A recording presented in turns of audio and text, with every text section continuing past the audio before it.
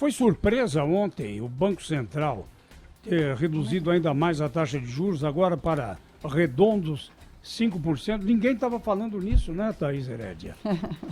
Quase ninguém, né, Zé Paulo? Não foi surpresa. Todos os sinais já tinham sido dados, né, desde a última reunião. O que foi uma surpresa, e foi uma boa surpresa, foi o comunicado da decisão, né? Geralmente os comunicados têm sido mais importantes do que a própria decisão. A última vez que o Banco Central realmente surpreendeu com a decisão da taxa de juros foi quando o Alexandre Tombini era presidente do BC na época da Dilma Rousseff, em agosto de 2011, e ele surpreendeu porque não só a inflação estava subindo, como a expectativa da inflação estava subindo, todo mundo esperava, e ele já tinha sinalizado de que subiria a taxa em agosto, e quando eles avisam a decisão, era por uma redução da taxa. Foi ali que começou a percepção, que depois ficou muito clara, de intervenção, interferência direta da ex-presidente Dilma no Banco Central. Então, não houve uma surpresa, mas a surpresa do comunicado foi um bom aviso para uma turma do mercado financeiro que estava forçando a barra, jogando a taxa de juros lá para baixo, 4%. Essa semana tinha um monte de bancão aí cravando, não, vai para baixo de 4%, porque a atividade econômica, a inflação está controlada e tal, não sei o quê.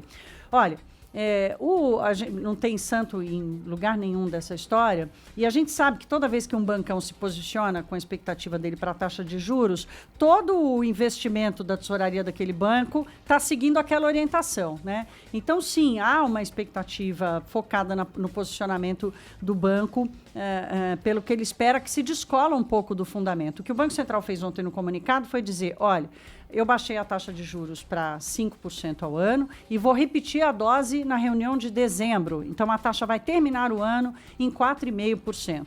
Mais do que isso, a gente vai ter que esperar o efeito da taxa de juros na economia, e no Brasil essa defasagem entre a decisão do Banco Central e o efeito completo da taxa na atividade econômica acontece no intervalo entre 6 e 9 meses. Então, o Banco Central disse assim, olha, a gente passou o ano reduzindo a taxa de juros, nós estamos levando a taxa agora para um nível inédito de 4,5% ao ano, e nós vamos ter que esperar esse prazo de pelo menos 6 meses para entender como é que isso vai, se isso vai ajudar ou não a atividade econômica, se vai abrir uma pressão para a inflação, que é o objetivo do Banco Central, manter a inflação controlada dentro da meta estipulada pelo governo, para daí decidir. Então, hoje vai haver uma correção no mercado financeiro, muita gente vai perder dinheiro, bem feito, ninguém mandou ficar forçando a mão, achando que podia ser mais realista do que o rei. O que tem uma coisa importante nisso, Zé Paulo, daqui a pouco a gente vai até falar um pouco mais disso no nosso quadro aqui, A Hora e Agora, do ponto de vista dos investimentos, né, que foi o meu destaque aqui. O Brasil vem caminhando, desde que a taxa de juros caiu ali para baixo de 8%, para um movimento de migração do investimento no título público, que é historicamente não só o investimento menos arriscado, né, ou mais seguro no Brasil, mas o que paga melhor. Como é que você vai investir, comprar ação de uma empresa, comprar um título privado, se o Tesouro Nacional pagava 15% ao ano, enquanto a taxa de juros lá fora era 0%, ou 1%, o Banco Central o Tesouro Brasileiro pagava 14% ao ano. Quem que vai investir em empresa? Quem que vai investir no setor privado se tem o governo pagando esse dinheirão? Então, desde que a taxa de juros caiu ali para baixo de 8,5%, 7%, já começou uma migração dos investimentos para mais risco. Agora não tem escapatória, porque os fundos de renda fixa, a poupança, todos vão perder vão perder investimentos. Você botar R$1.000 hoje... A poupança principalmente, né, A poupança Thaís? Principalmente, que é uma escolha historicamente conhecida como um investimento seguro, né? Agora, aqui a gente não lida bem com risco, Zé Paulo, e aí é cultural, porque eu acabei de falar aqui, né? Qual era o principal investimento no Brasil? O título público. Título público lastreado no governo, no setor público, no Estado, que não dá calote, né? Já demos lá atrás, mas nunca mais surgiu essa possibilidade. Então a gente não sabe o que é risco. Eu queria só fazer uma pergunta. Beleza, a gente está falando aqui para quem tem, mesmo que pouco, algum dinheiro para investir. E taxa de cartão de crédito, Bom, taxa de é a cheque segunda especial. parte. Então, por que a gente fica falando aqui a menor taxa básica da história, porque o Banco Central cortou pela terceira vez e não sei o quê. Aí o sujeito vai tomar empréstimo no banco. Né? Vai tomar empréstimo no banco, a taxa é muito mais alta. Entra no cheque especial 382%, cartão de crédito 497%. Estou exagerando no número aqui, mas é quase isso, mas já chegou a isso. Já chegou a 500%. E aí? Olha, uma coisa não invalida a outra, tá, Rafael? Estou dizendo aqui que a redução da taxa de juros é importante porque ela diminui o custo da dívida pública, ela diminui o custo de financiamento da economia, porque quem investe no Brasil vai ser obrigado a migrar para investimentos de maior risco, que basicamente financia o setor privado, quem produz, comprando uma ação de uma empresa, comprando um título privado de uma empresa. Isso é um movimento relevante, positivo, de amadurecimento do mercado de capitais, amadurecimento da fonte de financiamento para o crescimento no Brasil. Ponto. A outra ponta, que aí é uma distorção que acontece no Brasil e que Banco Central nenhum conseguiu dar jeito ainda, é exatamente o que você está falando, que é esse tal desse spread bancário, que é recorde no mundo. Se a gente já não é mais o recordista em taxa de juros, a gente continua sendo recordista em spread bancário. O movimento da redução da taxa básica foi muito mais forte do que da redução dos juros para crédito pessoal. Aconteceu, mas ainda não aconteceu para valer.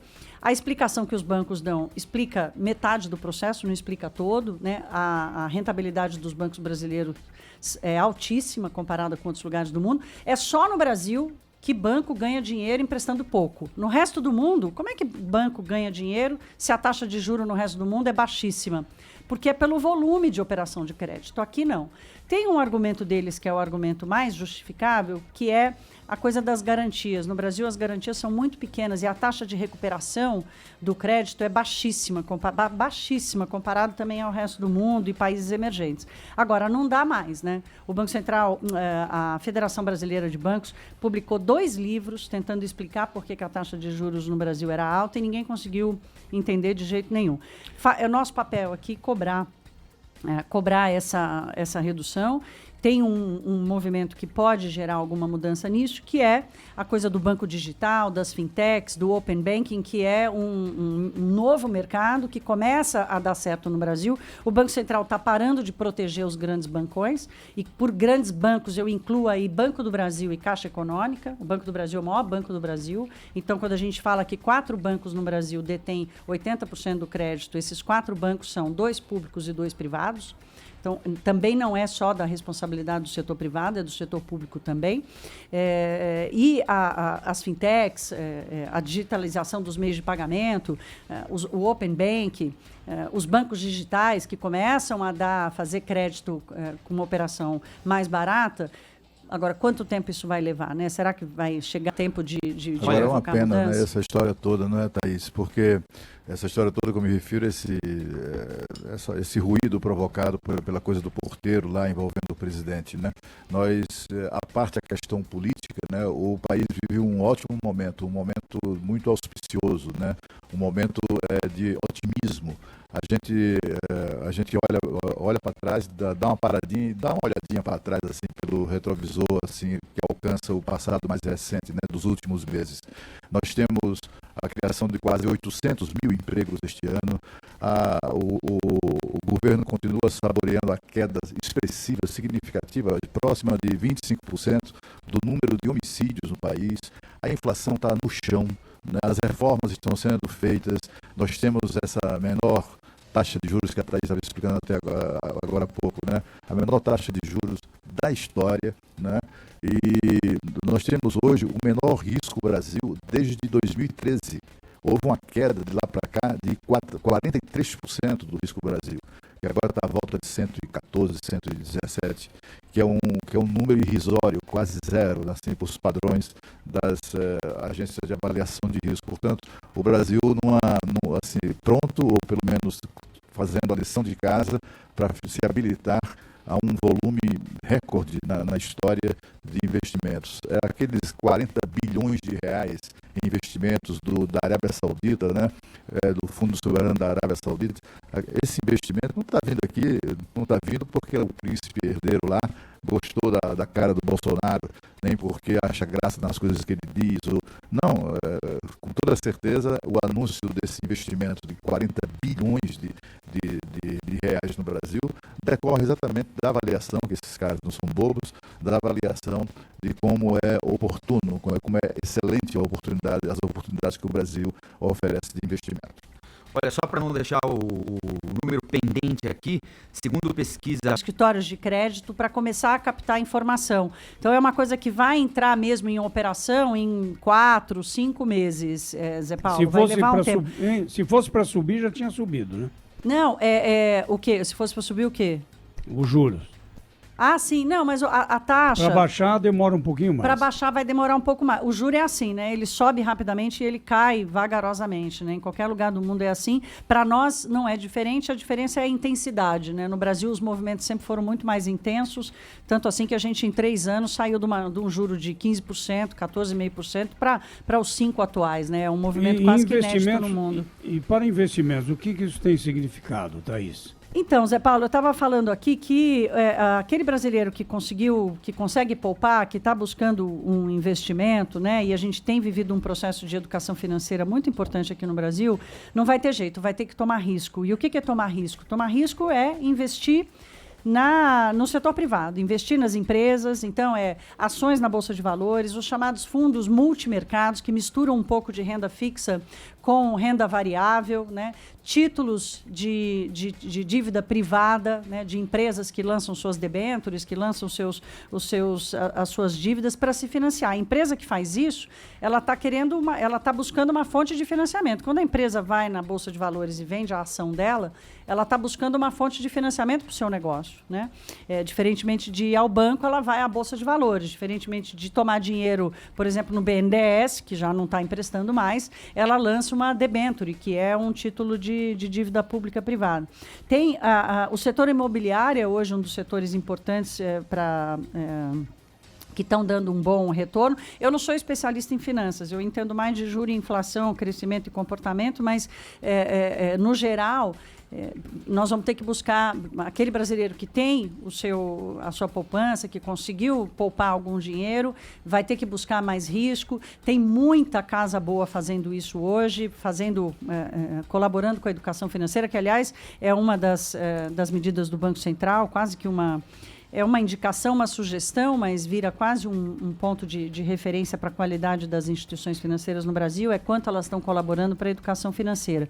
Então, buscar risco não é uma coisa ruim, a gente vai ter que aprender isso aqui no Brasil, né? O risco no mundo inteiro é uma coisa que faz parte. A gente nunca conviveu com risco porque o Estado sempre protegeu tudo e foi o que mais pagou, foi o que mais recebeu investimentos. Por isso, quando a gente fala que o Estado tirou dinheiro da economia, tirou o dinheiro do setor privado, a gente está falando sobre isso, né? A fonte de financiamento no Brasil do setor privado acabou caindo sempre para financiar o Estado brasileiro, e esse movimento está mudando agora.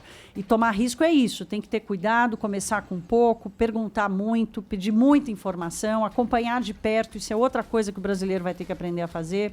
Não vai dar mais para... Compra lá um título público, esquece, eu pego no vencimento. Vai ter que acompanhar todo mês, vai ter que pedir informação, vai ter que acompanhar mais de perto a economia.